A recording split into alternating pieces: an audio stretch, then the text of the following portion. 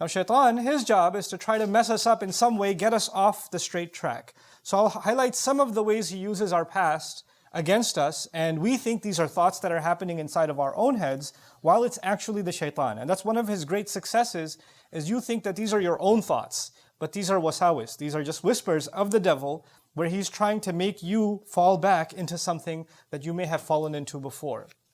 One of the ways that he does that is that maybe, for example, you used to be a better person. Maybe you used to be more diligent with your prayers. Maybe you were more observing of, if Allah forbade something, you stayed away from it. And if Allah said this is allowed, and that's the only thing, you were content with that.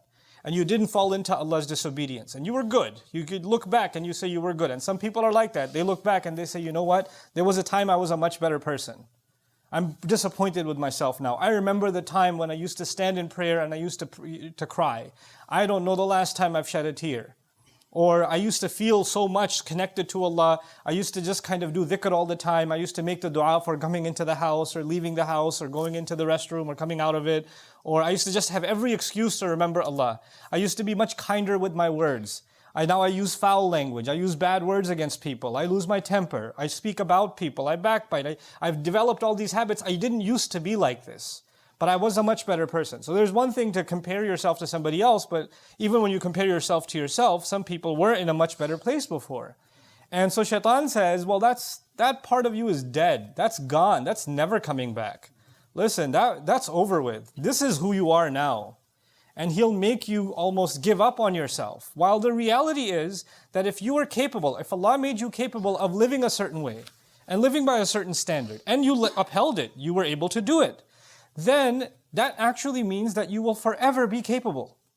That's actually proof to yourself. It's one thing that you never accomplish something. You were never able to accomplish something. And you say, well, I can't do it. Well, maybe there's some truth to that. Maybe you haven't even tried. Or maybe I can't say for sure that you're capable. But you lived by something. You had certain capability. You were doing better. Now it's known that you have that, you possess that in you, that faith in you, that strength in you. And so shaitan wants you to convince you that you no longer have that capability because of whatever experiences you've gone through or I've gone through. Now we will never go back to who we were again. At least in our spiritual sense, we can't go back. Now understand something. Emotionally, maybe you can't go back. Emotionally, when somebody's scarred, maybe they're changed forever and that's okay. That's life. That happens. Maybe if somebody, the loss of a child is not something easy to get over, for example. So there are kinds of trauma or kinds of experiences that maybe our entire lives will be chipping away at trying to heal, and we may never get there. But shaitan uses that to mess you up not emotionally but spiritually, to mess with your connection with Allah, and to basically get you to say, well, you know what, you've gone through these experiences, so what's the point of prayer? The prayers no longer count. And so that's one kind of attack the shaitan uses against you and me, is to make you lament, make you think back with regret about better days that are never going to come back for you. The other thing shaitan wants you to do from behind is, things bad experiences that you had, and you start questioning, why did this happen to me? Right? You and I have gone through terrible experiences in life. This is a part of life. Allah created this life as a trial, and every one of us has different kinds of trials, and some of those trials are not easy. And when you think about what happened, it's very painful. And it can be paralyzing. It can be something that you're overwhelmed, almost reliving the event that occurred in the past. And one of the things shaitan wants is to keep you there, to keep you thinking about the past, to keep you thinking about what happened, and keep questioning, why did this happen to me? Why did this happen to me? Why did this happen to me? Maybe I deserve it. Maybe I'm cursed. Maybe I'm no good. This is why Allah is angry at me. This is why He made this happen to me. And so you live in that moment that happened some time ago that Allah actually brought you out of. But shaitan doesn't want you to come out of it. He wants you to stay in that hopelessness, because he wants you to be convinced, like he's convinced, that Allah has no hope for him, or that he's hopeless case. There's no turning back for him, or that Allah hates him even.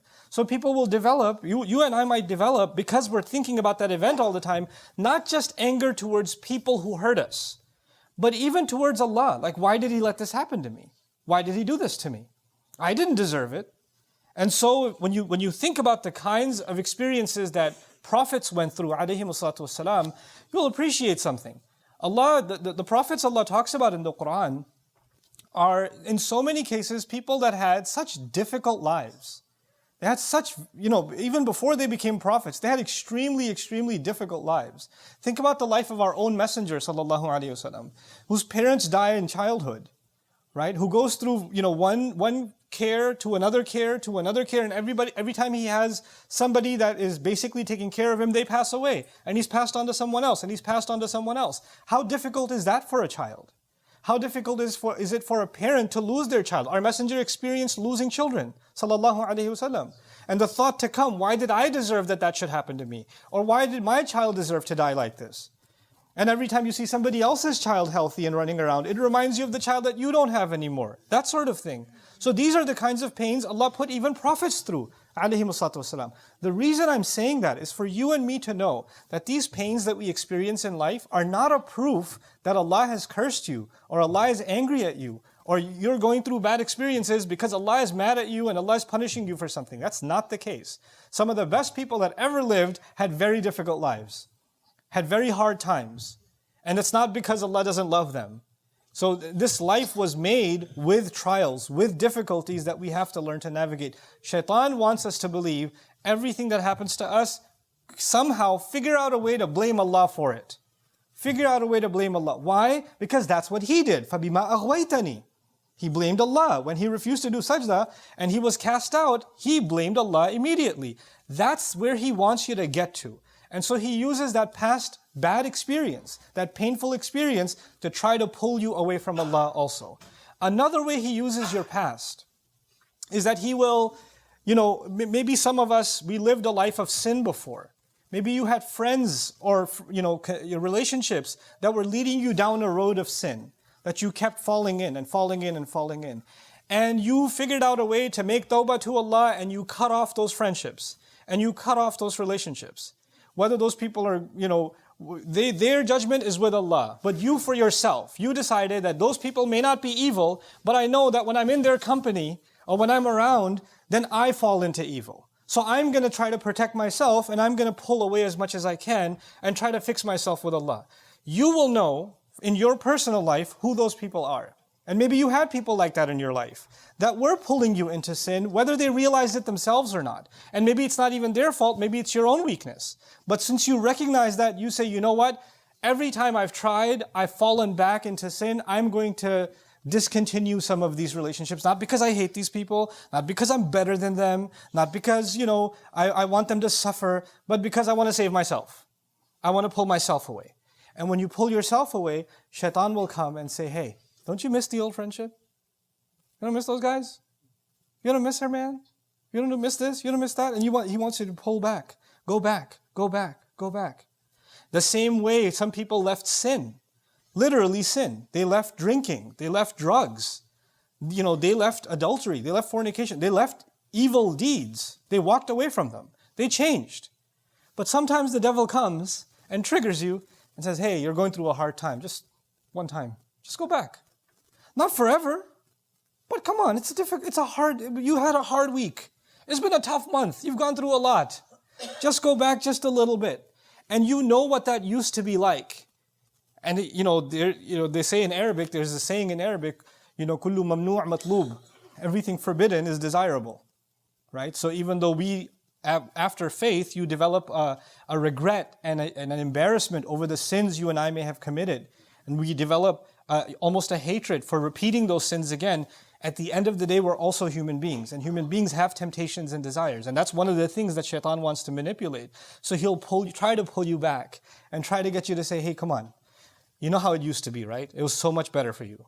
You felt so much easier. And why deny yourself? Who's going to find out? Just go back. So he wants to pull you back into a way of sin. This is the way that he comes at you from behind. So many pulls at you from what is drawing you into what used to be. And you have to be mindful of that.